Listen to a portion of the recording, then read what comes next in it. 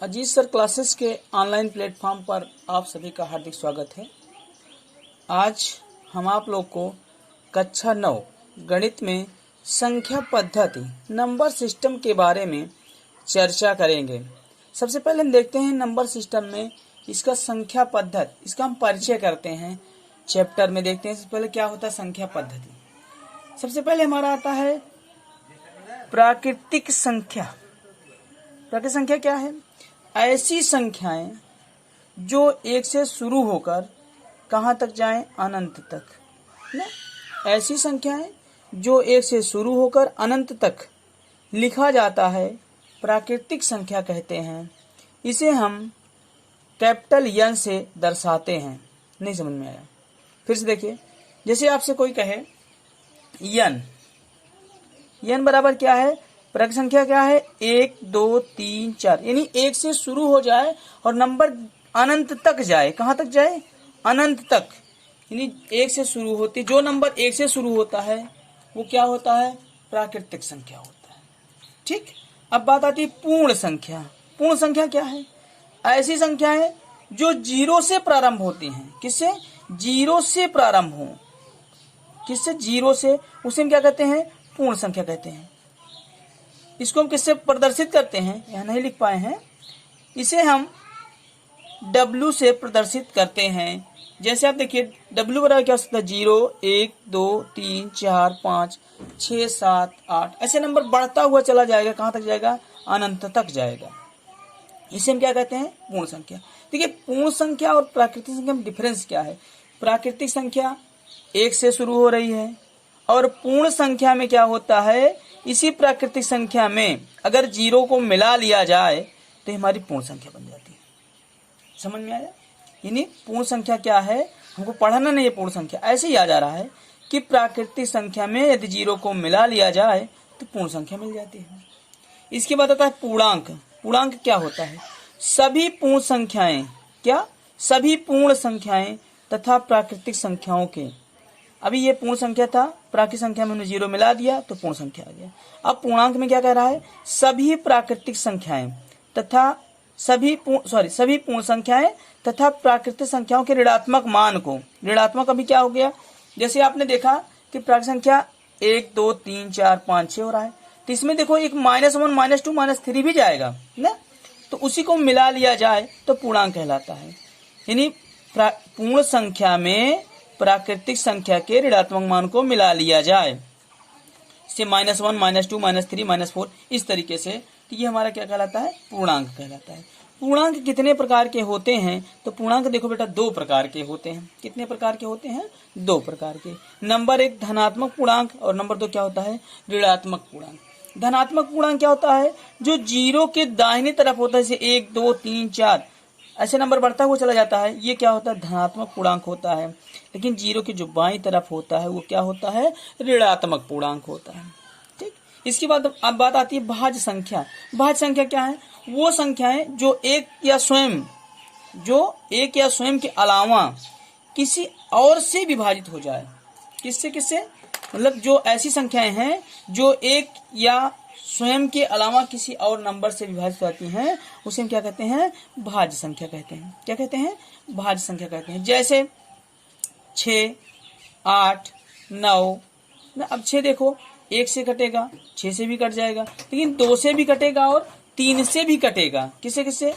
2 से भी कटेगा और 3 से भी कटेगा, तो उसे क्या कहते हैं? भाज्य संख्या कहते हैं। ऐसे 8 भी है, 1 से कटेगा, 2 से कटेगा और किससे? 4 से कट जाएगा। 9 क्या है? 1 से कटेगा, 9 से तो कटेगा ही कटेगा, लेकिन 3 से भी कट जा रहा है। ये क्या हो गया? भाज्य संख्या हो गया। अब आती है अभाज्य संख्याएं। वे संख्याएं जो एक या स्वयं के अलावा किससे किससे? एक या स्वयं के अलावा किसी और से विभाजित नहीं होती हैं। यानी कहने का मतलब है अभाज्य संख्याएं क्या होती हैं? जो एक से कटे या स्वयं से कटे। किससे? केवल एक से और स्वयं से, मतलब खुद से कट जाए या तो एक से कट जाती है, वो क्या कहलाती है? अभाज्य संख्या कहलाती है। और भाज्य संख्या क्या होती है? एक या स्वयं के अलावा किसी और से कट जाए, यानी अन्य नंबर से। किससे? किसी अन्य नंबर से कट जाए, उसे हम क्या कहते हैं? भाज्य कहते हैं। ठीक। अभाज्य क्या हो? जैसे इसका देखो 5 किससे कटेगा? 1 से कटेगा, ये तो खुद 5 से कटेगा। 7 है, 1 से कटेगा 7 से कटेगा। 9 है, सॉरी 11 है, तो 11 क्या करेगा, 1 से कटेगा, 11 से कटेगा। बात समझ में आ रही है? यानी भाज्य क्या है, 1 से कटे, स्वयं से कटे या किसी अन्य से कट जाता है तो भाज्य संख्या, और 1 या स्वयं से कटती है, किसी और नंबर से नहीं कटती है तो अभाज्य संख्या होती है। इसके बाद आता है सम संख्या। सम संख्या क्या है, वे संख्याएं जो 2 से विभाजित होती हैं उसे हम सम संख्या कहते हैं। जैसे कोई नंबर ले लो, वो नंबर अगर 2 से कट जाता है तो संख्याएं सम है, अगर 2 से नहीं कटता है संख्याएं क्या है, सम नहीं है। जैसे 4 है, 6 है, 8 है, 10 है। इसमें देखिए जो नंबर 2 से कट जाए वो संख्या सम है, जो 2 से नहीं कटता है वो संख्या सम नहीं है। ठीक, अब विषम संख्या की बात करते हैं। विषम संख्या वे संख्याएं जो 2 से विभाजित ना होकर, ना जो 2 से विभाजित ना हो उसे हम क्या कहते हैं, विषम संख्या कहते हैं। जैसे 3, 5, 7, 9 नंबर से बढ़ता हुआ चला जाएगा। इसमें ऐसा कोई नंबर नहीं है जो 2 से विभाजित हो जाए। ठीक, सम क्या है, जो 2 से कट जाता है, विषम क्या है, जो 2 से नहीं कटता है। ये 2 से नहीं कटेगा और ये 2 से क्या हो जाएगा, कट जाएगा। जो 2 से कटेगा सम है, जो 2 से नहीं कटेगा क्या है, विषम। अब बात आती है परिमेय संख्या।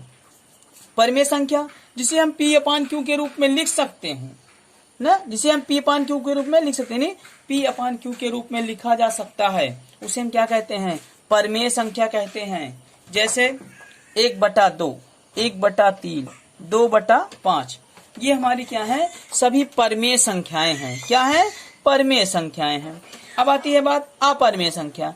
वे संख्याएं जिसे हम P/Q के रूप में नहीं लिख सकते हैं, जिसे हम P/Q के रूप में नहीं लिख सकते हैं उसे क्या कहते हैं, अपरिमेय संख्या कहते हैं। जैसे √2, √5, √7, √3, √8, ये सब क्या है, ये सब अपरिमेय संख्या हैं। फिर आती है वास्तविक संख्या। वास्तविक संख्या क्या है, सभी संख्याओं का संग्रह क्या कहलाता है, वास्तविक संख्या कहलाता है। सभी संख्याओं का संग्रह क्या कहलाता है, वास्तविक संख्या कहलाता है। सभी संख्या का संग्रह क्या है, जिसे परिमेय संख्या नहीं होगी इसमें। देखिए जैसे आपको वास्तविक संख्या पढ़ रहे हैं, वास्तविक संख्या कह रहे हैं सभी संख्याओं का संग्रह, जैसे प्राकृतिक संख्या हो गया, पूर्ण संख्या हो गया, ये सब संख्याएं क्या होती हैं, वास्तविक संख्या कहलाती हैं। अब आगे चलते हैं हम प्रश्नावली पे। अब हम प्रश्नावली पे आते हैं कि प्रश्नावली 1.1 यहाँ देखिए कह रहा है क्या शून्य एक परिमेय संख्या है, क्या शून्य एक परिमेय संख्या है और आप इसे P/Q के रूप में लिख सकते हैं, लिख सकते हैं, और जहां P और Q क्या हैं, पूर्णांक हैं, और Q does not equal to 0, यानी Q आपका 0 नहीं होना चाहिए। ठीक, तो हम कहेंगे हाँ शून्य एक परिमेय संख्या है। शून्य क्या है, एक परिमेय संख्या है ना, तथा इसे हम P/Q के रूप में लिख भी सकते हैं, P/Q के रूप में लिख सकते हैं। जैसे आपसे लिख दिया जाए 0/1, तो इसको हम जब करते हैं, किसी संख्या से 0 में जब भाग दिया जाता है तो वो क्या प्राप्त होता है, 0 प्राप्त होता है। लेकिन क्यों आपका क्या होना चाहिए, डज नॉट इक्वल टू 0, क्यों आपका 0 नहीं होगा, आपका P कुछ भी हो सकता है, 0, 1, 2, 3, 4 कुछ भी लिख देंगे, तो संख्या क्या है, परिमेय संख्या है। बात समझ में आया, फिर से बताएं।